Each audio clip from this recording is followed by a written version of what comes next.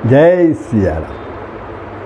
प्रभु, आप लोगों ने श्री आनंद रामायण के याग कांड के द्वितीय सर्ग के द्वितीय भाग में श्रवण किया कि प्रभु श्री राम द्वारा कामधेनु गौ का विभिन्न तरह से श्रृंगार किया गया। श्री राम द्वारा कामधेनु गौ की प्रार्थना और उसे भोजनशाला में प्रतिष्ठित करना और लक्ष्मण को सभी अभ्यागतों का स्वागत करने की आज्ञा प्रदान करना, ये प्रसंग आप लोगों ने श्रवण किया। अब श्री आनंद रामायण के याग कांड के तृतीय सर्ग में आप लोग श्रवण करेंगे श्याम कर्ण अश्व का पूर्व दिशा की ओर प्रस्थान, गंगा के तट पर पहुंचना, वहाँ से मगध देश में पहुँचना, उसके बाद पूर्वी देशों को पार कर अश्व की दक्षिण देश की यात्रा और वहाँ से पश्चिमी राज्यों को पार करते हुए क्रमशः उत्तरी देशों में भ्रमण करना, अंत में नैमिषारण्य होते हुए अश्व का 6 मास के बाद पुनः अयोध्या वापस लौटना। प्रसंग तो बड़ा है लेकिन बहुत ही रसीला प्रसंग है। आप लोग अगर ध्यानपूर्वक श्रवण करेंगे तो बहुत ही रस मिलेगा, आनंद मिलेगा। प्रभु, प्रसंग प्रारंभ हो उससे पहले आप लोगों से नम्र निवेदन है, यदि आपने मेरे YouTube channel Sanatan Darshan with Dinesh को सब्सक्राइब नहीं किया है तो अवश्य सब्सक्राइब कर देंगे, बेल आइकन को दबा देंगे, कमेंट करेंगे, शेयर करेंगे। जय सिया राम। तो प्रारंभ होता है याग कांड का तीसरा सर्ग।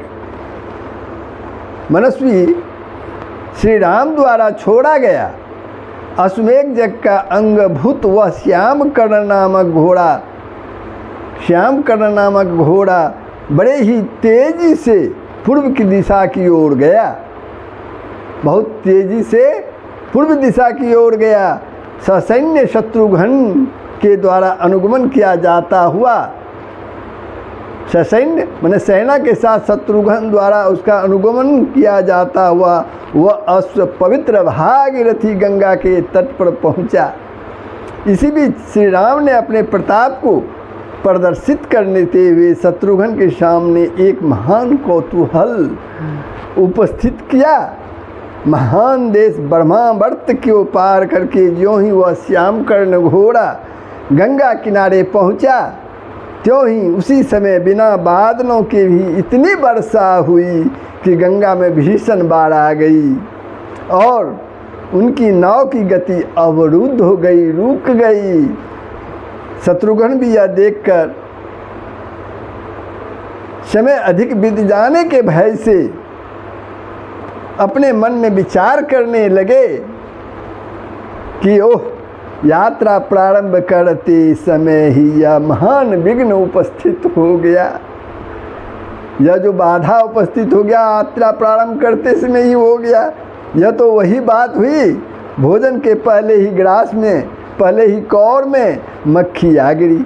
अब इसी समय श्री रामचंद्र की कृपा से ही मेरी आगे जाने में गति हो सकती है। ऐसा निश्चय करके शत्रुघ्न रथ पर बैठे ही बैठे गंगा जी की भली भांति पूजा करके उनसे प्रार्थना करने लगे, जिसे सभी लोगों ने, ऋषि मुनियों ने तथा देवताओं ने भी सुना।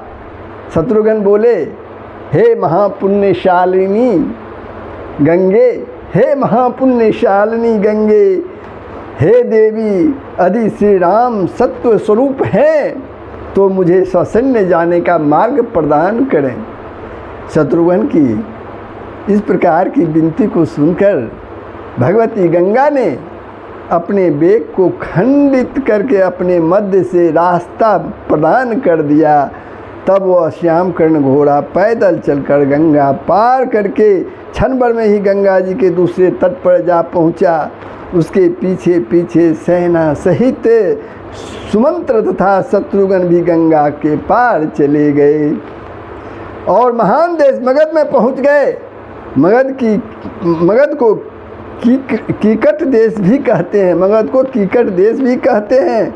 उन सभी के पार उतर जाने पर जाह्नवी गंगा अपने पूर्व रूप में आ गई। इसे श्री रामचंद्र जी का ही अद्भुत प्रभाव समझकर वे सीताराम के नाम की बार बार जय जयकार करने लगे। इसके बाद वह श्याम कर्णाश्वर शीघ्र ही पूर्व दिशा में आगे बढ़ा। मगध देश के राजा को जब यह समाचार ज्ञात हुआ कि श्री रामचंद्र के अश्वमेघ जग का घोड़ा यहाँ आया हुआ है, तो वे हाथी पर सवार होकर अपनी सेना लेकर आगवानी के लिए चले गए। अश्व के मस्तक पर स्थित पत्र के संदेश को पढ़कर वे उस अश्व को अपने नगर में ले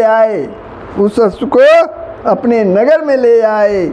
उन्होंने सेना सहित शत्रुघ्न का अपने वैभव के अनुसार आदरपूर्वक सम्मान किया और मगधपति ने अपनी संपूर्ण कोष, राज्य आदि उन्हें समर्पित कर दिया और अपने नगर में निवास करने वाले एवं जनपद निवासियों को अपनी अपनी स्त्री पुत्र के साथ तथा मंत्रियों, ब्राह्मणों एवं पुरोहितों को वाहनों में आरूढ़ करवाकर अश्वमेघ जग में सम्मिलित होने के लिए साकेत पूरे अयोध्या के लिए प्रेषित कर दिया, यानी चलायमान कर दिया। और वे मगध ने स्वयं भी सेना को लेकर जगीय अश्व के चरण चिन्हों का अनुगमन करते हुए शत्रुघ्न की आज्ञा अनुसार साथ में चलने लगे। इस प्रकार अन्य देशों के राजा भी शत्रुघ्न के बशवर्ती हुए, शत्रुघ्न के अधीन हुए और पृथ्वी पर किसी भी राजा ने उस जगीय अश्व श्याम कर्ण को बांधा नहीं। न स्वर्ग में इंद्र आदि देवताओं ने और न पाताल में असुरों ने ही बांधा। उसके बाद वह अश्व अंग बंग तथा कलिंग आदि पूर्व दिशा के बहुत से देशों को पार करता हुआ समुद्र तट पर पहुंचा। वहां के अनुवर्ती राजाओं के साथ चलता हुआ वह अश्व दक्षिण दिशा की ओर गया। फिर गोदावरी नदी को पार करके वह आंध्र, द्राविड़ और आरबार नामक प्रदेशों को पार करता हुआ कांची प्रदेश तथा वहां आसपास के मनोरम स्थलों से होते हुए कावेरी नदी के पास पहुंचा और उसे पार करके उसने चौल देश में प्रवेश किया। वहाँ से सेतुबंध रामेश्वर होते हुए उसने पश्चिम दिशा की ओर प्रस्थान किया। उसके बाद ताम्रपर्णी नदी को पार करके केरलीय 12 देशों को लांघकर वह गोकर्ण तीर्थ में जा पहुँचा। उसके बाद कृष्णा नदी के तटवर्ती देशों से होता हुआ वह अश्व वह घोड़ा कर्नाटक नामक महान देश में गया। वहाँ से वह शीघ्र ही चलकर कोंकण देश होता हुआ उन देशों के राजाओं को साथ लेकर भीमा नदी के देशों में होता हुआ महाराष्ट्र देश में जा पहुँचा। वहाँ से गोमती नदी को पार कर विदर्भ देश में होता हुआ वह आभिर मंडल में गया और मालव देश को पार करके वह पवित्र महानदी तथा पावन साबरमती नदी को पार करता हुआ वह गुर्जर देश में जा पहुंचा। वहां से प्रवास क्षेत्र गया और फिर श्रेष्ठ आंध्र प्रदेश में प्रवेश किया। उसके बाद सौबीर आदि देशों को पार करके वह अश्व मथुरा मंडल में गया। वहाँ से सौराष्ट्र आदि प्रदेशों को पार करता हुआ वह मरु देश में पहुंचा। वहाँ से धन्व देश में होता हुआ सारस्वत प्रदेश में गया। उसके बाद मत्स्य देश को पार करके वह माठर देश में जा पहुंचा। आगे सुरसेन देश को लांघ कर वह अश्व पांचाल प्रदेश में पहुंचा। उसके बाद कुरुक्षेत्र गया और फिर वहाँ से करुजांगल देश में गया। उसके बाद केकई देश का अतिक्रमण करके वह श्रेष्ठ काश्मीर मंडल में जा पहुंचा। उसके बाद वह भिल्ल देश, गौंड देश और शक देशों से होता हुआ यवन देश तथा ताम्र देशों को पार करके बड़े ही वेग से जाता हुआ और अनेक देशों से होता हुआ कर्तव्या नदी के तट के समीप जा पहुंचा। वहाँ से वायु की गति से चलता हुआ वह ज्वालामुखी क्षेत्र में जा पहुँचा। कर्तव्या नदी को पार करने में दोष लगता है, यह जानते हुए उसने कर्तव्या नदी को पार नहीं किया, अपितु वहाँ से आगे नहीं गया। शास्त्र में बताया गया है कि कर्मनाशा नदी के जल के स्पर्श करने से, गंडकी नदी के हाथ से तैरकर पार करने से, कर्तव्या नदी को लांघने से एवं किसी किए गए धर्माचरण का अपने मुख से बखान करने से धर्म की हानि होती है। अतः यह जगह उस कर्तव्या नदी के तीर से वापस लौटा और हरिद्वार तीर्थ में जा पहुंचा। हरिद्वार तीर्थ में जा पहुंचा। वहाँ से गंगा तट के देशों से होता हुआ हिमाद्री के प्रदेशों को पार करके बद्रिका आश्रम तीर्थ में गया। वहाँ कला पगड़ाम निवासी जनों द्वारा सम्मानित होता हुआ वह मानसरोवर तीर्थ में गया। उसके बाद हरिहर क्षेत्र को पार करते हुए सेना सहित मिथिला प्रदेश में गया। उसके बाद वहाँ के विविध देशों को लांघकर वत्स आर्यावर्त में आया। आर्यावर्त में आया। काशी, त्रिवेणी, प्रयाग होता हुआ बड़े ही वेग से अंतर्वेदी में जा पहुँचा। उसके बाद श्रृंगवेरपुर गया और तमसा नदी के पार करके नैमिषारण्य तीर्थ पहुँचा और वहाँ से गोमती नदी को पार करते हुए ब्रह्मार्थ सरोवर में गया और विविध मनोरम प्रदेशों से होते हुए सुंदर महादेश कौशल जा पहुँचा। इस प्रकार 6 माह तक संपूर्ण भरत मंडल में भ्रमण करता हुआ 6 महीनों तक संपूर्ण भरत मंडल में भ्रमण करता हुआ वह श्याम कर्ण साकेत में प्रविष्ट हुआ। शत्रुघ्न के द्वारा अभिरक्षित तथा अनेक देशों के राजाओं के साथ उस जगह अश्व के आगमन का समाचार जानकर सीतापति श्री राम ने लक्ष्मण को उनकी आगवानी के लिए प्रेषित कर दिया, आगवानी के लिए भेज दिया। लक्ष्मण भी एक श्रेष्ठ हाथी पर आरूढ़ होकर, शेष हाथी पर सवार होकर भेरी, दुंदुभी आदि के निनाद के साथ उनके अभ्यागमन के लिए गए। साथ में नट नर्तक चल रहे थे और ब्राह्मण वेद ध्वनि करते हुए चलने लगे।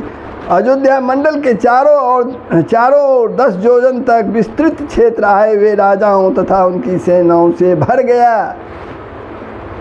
वे सभी राजा अपने द्वारा पूर्व में अयोध्या में प्रेषित स्त्रियों, पुत्रों, बंधु बांधवों, पूर्ववासियों और जनपद निवासी जनों से मिलने की लालसा से भ्रमर की भांति इधर उधर ढूंढने लगे, किंतु उस अश्वमेधीय जग महोत्सव की भारी भीड़ में वे उन्हें न पा सके।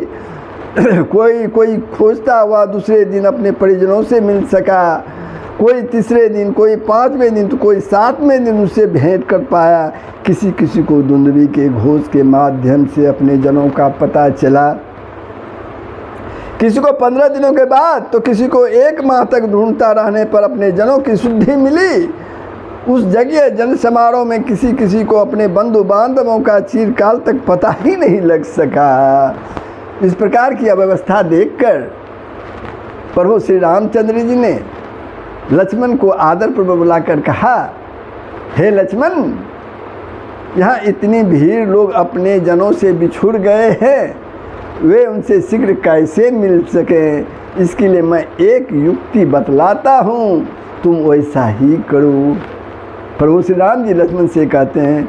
यह कहकर श्री राम जी पुनः बोले, हे लक्ष्मण, तुम तमसा नदी के तट पर एक सुंदर विशाल शाला बनवाओ और बड़े बड़े नगारों तथा दुंदुभी की ध्वनि से सर्वत्र यह घोषणा करवाओ कि जिस किसी का भी अपने जनों से बिछड़न हो गया है वह उसे शीघ्र ही तमसा नदी के तट पर बनी हुई सुंदर शाला में पहुंचना चाहिए।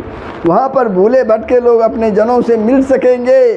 लोगों की छोटी से छोटी और बड़ी से बड़ी खोई हुई वस्तु तथा चतुष्पद प्राणी आदि को वहां स्थित किया गया। आप लोग वहां आकर अपनी वस्तुओं को पहचान कर ग्रहण कर लें।